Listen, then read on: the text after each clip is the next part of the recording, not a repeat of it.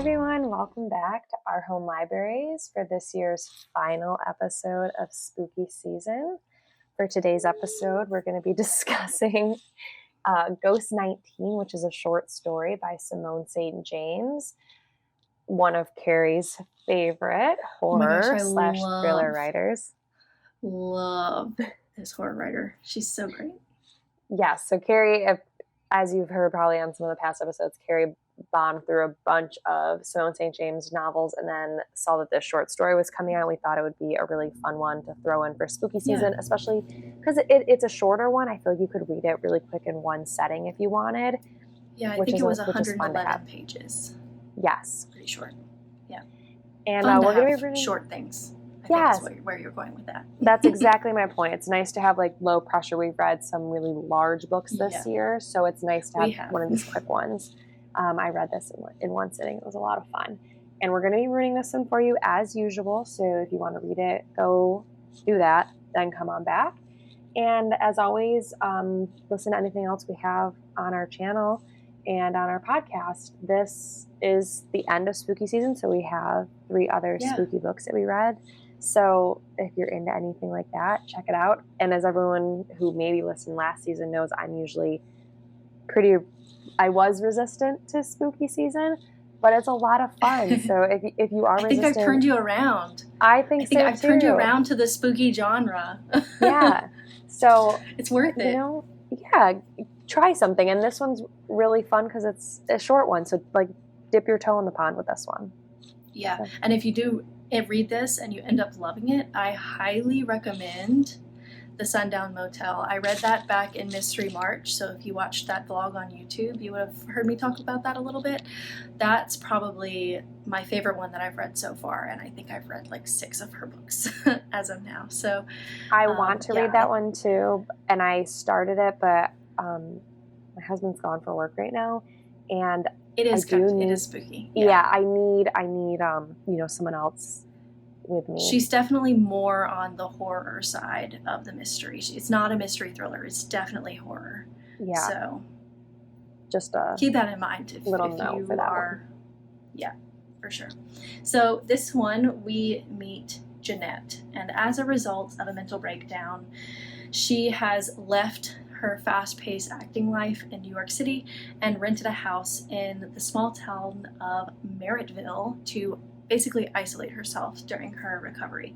She kind of becomes obsessed with watching her neighbors. She's a people watcher. She has even given them names. Okay, so Mr. Elias spends she doesn't know their names at all. Mr. Elias spends his entire day sitting in front of a typewriter.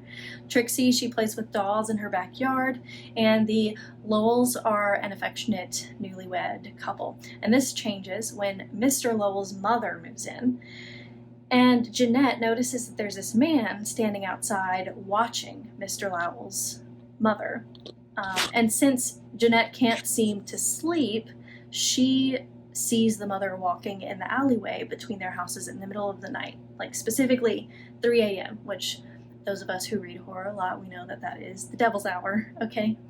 I happen to wake up between the hours of 3 and 4 pretty often, and it's, I wish I could change it.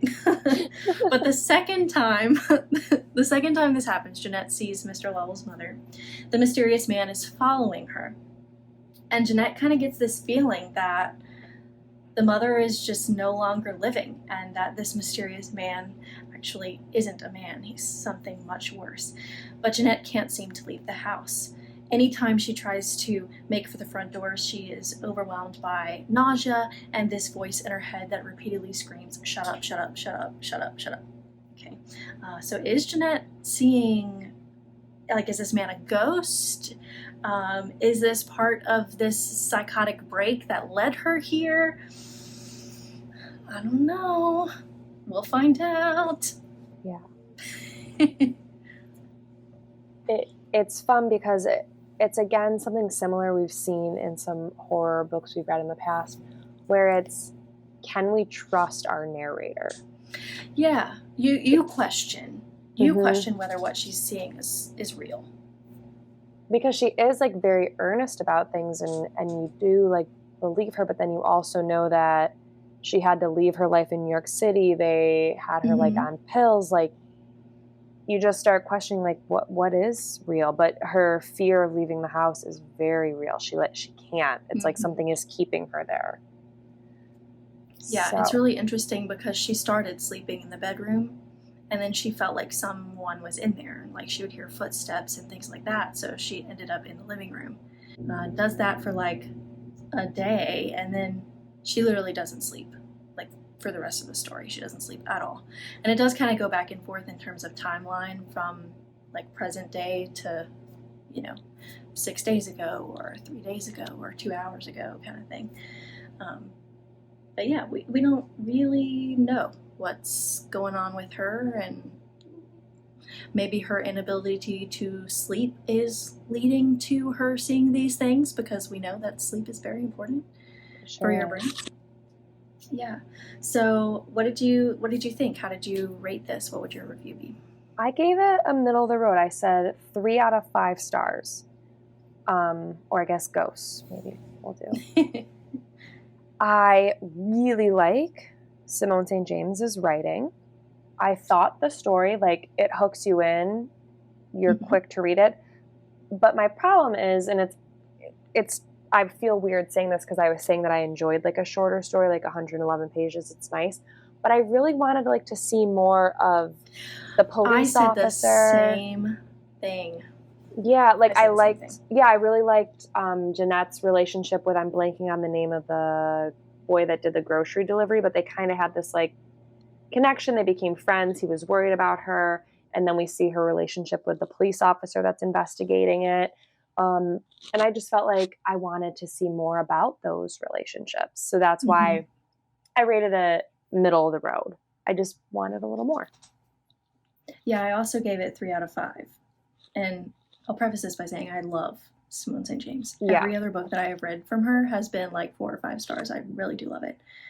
But this story felt a little bit less developed. I just really think I would have liked this in a longer format, because Simone St. James does really great things with suspense and foreshadowing. But when you only have 100 pages, like, there's not... You can't do a whole lot of foreshadowing with that, and you can only build so much suspense before you have to reveal the conclusion of the plot. So, I don't know, I guess I wanted to be scared for longer. Yeah, I felt like the same thing, like, there were definitely spooky elements, and there are ghosts, and it's a good, like, novella, but you did want a little more, maybe. But that's like, I feel like that's the hard part of writing a short story. Yeah, it is. Yeah, you can't, if you develop the plot too much, then it gets, like, it's not a short story anymore. Then it's a novel, yeah. Yeah. But all in all, good. But I don't get it. Like, I just... I need her to release something every month. Like, that's what I really need from Simone St. James. Even though that's, like, not possible to write a book a month. Maybe it is. Who knows? Stephen King does it. Yeah, geez. Anyway, I came up with most of these questions, but I had a few sprinkled in that are from mysteryandsuspense.com, and I'll link that website in the description. But we'll start by, I have really hyped up Simone St. James to Kayla, and I guess to you guys a little bit. Kayla, what kind of expectations did you have going into this story, and did it live up to my hype? Yeah, so I will say that everyone needs a friend like Carrie, because she is good at knowing what I will like. I feel like you're very... I don't know what word I'm looking for, but you do try to think about what it is that you already know I like and what you're currently reading. You are great at like saying like, hey, I read this. I think you would like it. And then I know that there's other books that you are reading that you don't even let me know about, because I just wouldn't probably love it as much as you. So I explicitly trust your judgment in books. If you're telling me something, I trust it. Yeah, it's the truth. So I knew I was going to like this one, and I did. Her writing style is compelling. It reads quick. And it made me want to read more by her. So I feel like it lived up to your hype. And like, again, giving it a 3 out of 5 stars, it was really just because I wanted more. So like, yeah, is that even fair to like say? it's time to just like dig your toes in the sand and get into the Sundown Motel. I will. I just need I my husband highly back. equate that book to The Shining, but like with more of a true crime feel to it. Okay. But like, you liked The Shining, right? I did like The Shining a lot. Yeah, so you'll like the Sundown Motel. I told my dad the same thing because my dad really likes Stephen King. So I said, Dad, you need to try Simone St. James. You will not regret it. No, I agree. I know this, and I just need, like I said, to have my husband back. No. Simple. She doesn't want to be scared by herself, is what she's saying. Right, exactly. And she doesn't want to be scared with just the baby.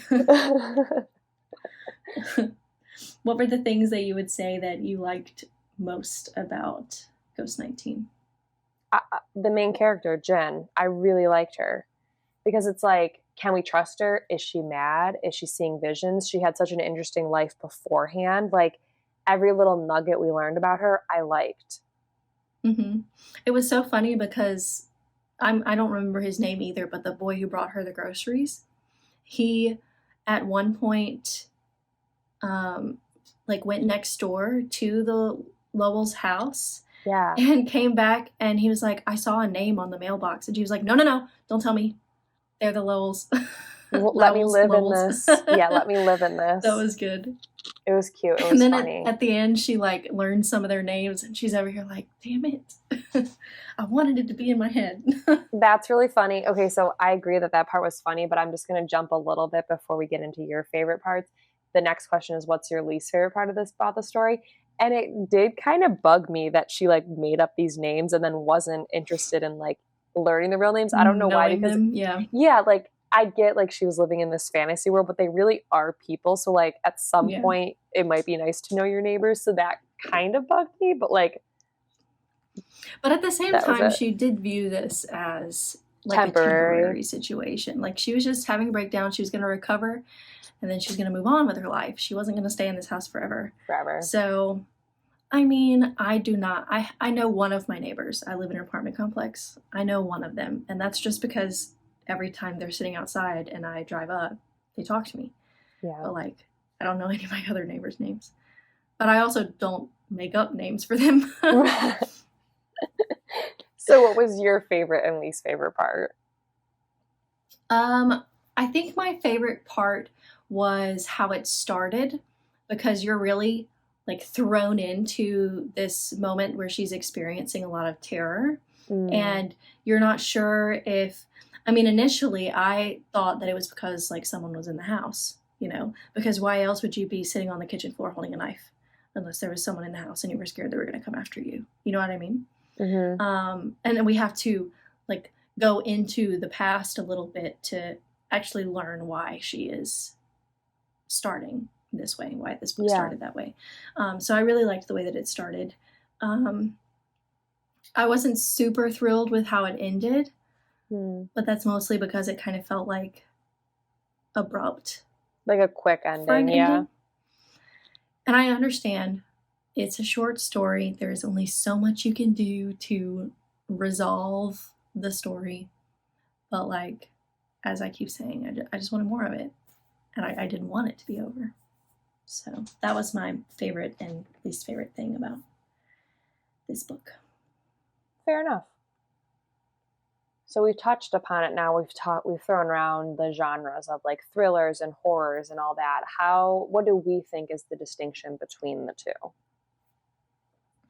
I think that the biggest difference is how it engages your imagination.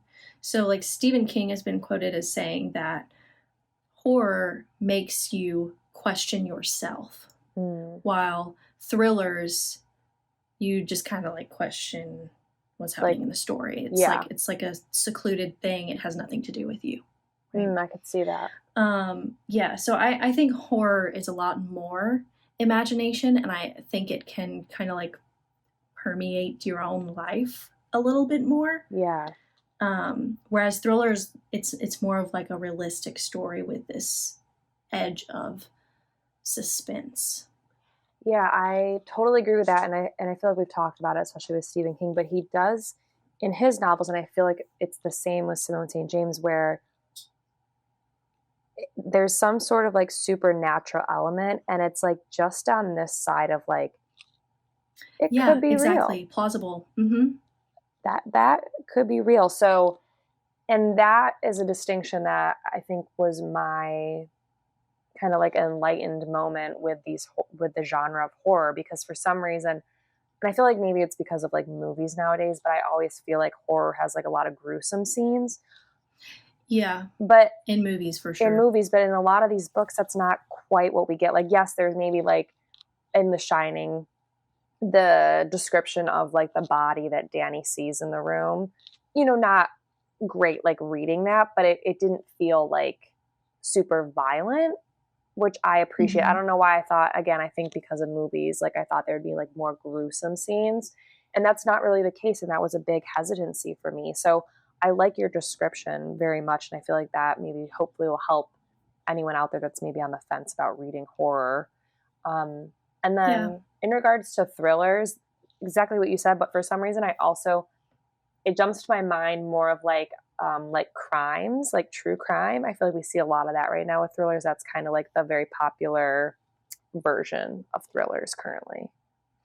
Yeah, and Simone St. James does a really good job with that. And I think that's more like a recent development in her stories, because I went back and I read one that published in, I think, like 2018, and that was more of like they were ghost hunters, like they were paranormal investigators type thing. And there wasn't, there was kind of like a crime involved in the ghost's death, but they weren't really actively investigating the crime. They were trying to investigate the ghost, and then like found out that crime was involved. But what I will say about another big difference that I see between horror and thriller is that, like, so I don't know, Kayla or anybody who's listening, let us know on Instagram. Have you ever had the feeling like you're walking down the hall at night, the light is on, and you turn the light off, and you feel like you have to run to the room that has a light because like something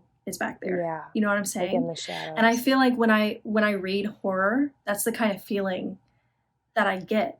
And especially a lot of the Simone St. James books, I stay up all night, like finishing this book. Like I'll stay up super late, and then it's like 4 o'clock in the morning, and I'm like, oh shit, I can't turn my light off because there could be a ghost, So it's that kind of thing. Like it makes you question your own reality because you've read this thing. Yeah. That's definitely what horror is. And that really proves, I feel like, the power of Simone St. James's writing. I need to experience more of it, but that even when you're done with the book, you still feel like that. You feel like you're in it. Yeah. Yeah. Mm-hmm. Yeah. You get the chills and you feel like something is watching you. That's why this door right here, I have a door like over here. It's closed. I would never, ever leave a door that is behind me open when I cannot see it. No, sir. Nope, there you go. Something's back there. You know what I mean? Something's back there. Nope, not for me. So for Ghost 19, do we view it as a horror or a thriller? Yeah, for sure. I feel like it's both. Made me paranoid. It's both. Yeah. That's the thing. Like, I feel like there is innately an aspect of thriller inside of horror. Yeah. But, thrillers don't necessarily have horror in them. If there's horror in there, it's horror. You know what I mean? Yeah, agreed. But, I definitely read this at night. It was dark. My husband was asleep, and all I had was the iPad light, right? And, there were instances that I had to keep, like, glancing up at the door because I, like, thought I was hearing things outside of the bedroom. Yeah. You know what I mean? Yeah. Yeah, that's horror. That's what it does. If you don't like that feeling, then, maybe don't pick up horror. But yeah, if you're interested in seeing what that's like, then Simone St. James is a good place to start, I think. And this one is a quick one. So might be a good way to dip your toe in, as I mentioned. Yeah. So how important do you think the setting is in this story. The house is an entire character. Yeah, it is. So for sure. That was like the story. That was the reason that was keeping Jin there. And we can tell like that, or at least how I felt, that I was thankful that the character Jin was like strong enough to like combat the house and to help. I think I remember now the names were Ian and Andrew, but I don't remember which was the cop and which was the grocery boy. I think Andrew was the kid. Okay, and Ian was the police officer. But with the help of them, so like having people in her corner and her being a strong person, even though it felt like the world was trying to like take her down in a way, like they put her in the hospital, but it was more because I feel like it was that time frame where she was like this strong woman, and that is sometimes what could happen. So yeah, the setting is hugely important in this novel. Yeah, the whole story takes place in the house, in one setting, which I also you only ever see the outside from the window. Yeah, and I love like that trapped room feeling in books. So like in Mystery March, I talked about that for a Sherlock Holmes short story, but I feel like trapped room novels really add this like element of like suspense. So it was fun to see it play out in this one. You know, that whole trapped room thing, it makes me wonder, like, obviously many people like that scenario. I mean, that's like the entire premise behind escape rooms, is that you're trapped in this room and you have to figure out how to get out, right? But we also have this like it feels like a race against time. Like this mysterious man is following the neighbor's older mother, and towards the end of the book, we see the mysterious man heading toward Trixie, the girl who likes to play in her backyard with dolls. So there's like this feeling that something is going to happen. Yeah. And they kind of reference that as like a ticking clock. So what would you say is the ticking clock in Ghost 19? I kind of surmised it as like the ticking clock in regards to like the pull of like good versus evil. And so like it was like almost like ticking down, like could Jin be strong enough to like solve what was going on here, or was she going to get pulled into that house like fully, because she already couldn't leave. So that was kind of what I was leaning towards. I'm not sure if that's exactly what the question was asking, but that's how I viewed the answer. Yeah, I kind of felt like it was the mysterious man. That he was the clock? The end, it is this thing, like she feels like she has to get out of that house to save Trixie. Because the mysterious man is targeting Trixie next. Yeah. So, like with that in mind, and with your idea of this good and evil balance, what do you think would have happened if she had not been able to get out of the house? I feel like it's kind of the idea, and I don't mean to like pull it back to The Shining, but it's where like the evil of a setting can overtake you. So in The Shining, we saw the Overlook Hotel overtake Jack. Here, I feel like it would have overtaken Jin in some way. So maybe it would have just ended up killing her, and she would have just like died in the house, and her spirit would have been like brought into that evil. And then the crime would have never been solved. So I feel like that's maybe what would have happened, was trying to like take her over. And that's like when she was trying to leave, like she was actively getting sick because just like all the evil in that house, which that for anyone, I guess if you want like a quick summation, it was that the original owner of the house had ended up murdering Trixie, the girl next door. So Jin was... So Trixie was a ghost herself. Yes. Yeah. And Trixie was buried in that house. And so Jin was able to piece that together and let the detective know. And they were able to then like solve this cold case. Yeah. And that's how we know that if Jeanette had not been able to escape, and if she had been captured by the house or murdered by this mysterious man, that would have been unsolved, because Trixie's case was unsolved for so long. Yes. Yeah. Even though she was literally like buried in the basement. And then I think... It's terrifying. I don't think I could ever own a house that has a basement. Well, I feel like, especially living in too many scary things happen in basements. Yeah.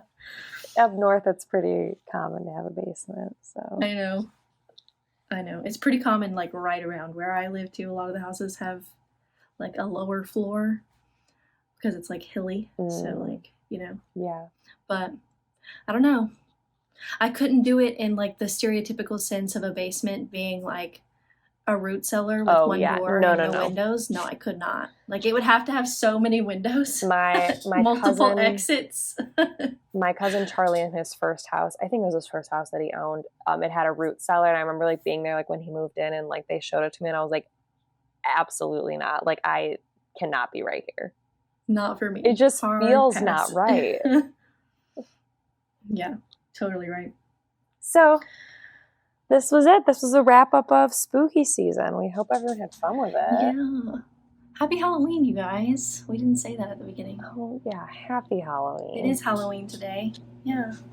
I mean, maybe we should have dressed up for this. That was a fail. Oh, we should have put on costumes. Wow. I guess we missed it. We're spooky enough as we are, I think. For sure. So in our next episode, we're going to be discussing, at least very anticipated for us, A Touch of Chaos by Scarlett St. Clair. And for a reminder of where we left off with the previous book, the Titans have been released from Tartarus, which is where we left Persephone, and Hades has been captured by the demigods that are trying to overthrow the Olympians. So everything's in flux. How are they going to find each other again? We don't know. Need this book. And I think that'll be a really fun transition from spooky season, because I feel like mythology kind of can tie in a little bit. So it'll be a good transition. And it's hopefully a more romance. Yeah, it will be, I'm sure. So it is Scarlett St. Clair. So definitely pivoting, but we hope everyone enjoyed spooky season, and we hope you enjoyed our conversation here today. For this one, I'm just going to keep it basic. If you like this one, it is Halloween. Leave us a ghost. Leave us a pumpkin. Leave us whatever you want for Halloween. Yeah, give us a bat. Yeah. We hope everyone had a lot of fun. What are Halloween things? We hope maybe you had fun listening into this, or maybe you're reading a spooky book tonight, because I can't think of a better night to be reading a spooky book. No, definitely not. And thank you so much for listening in with us. We hope you guys enjoyed, and we'll speak with you soon. Yeah. Bye.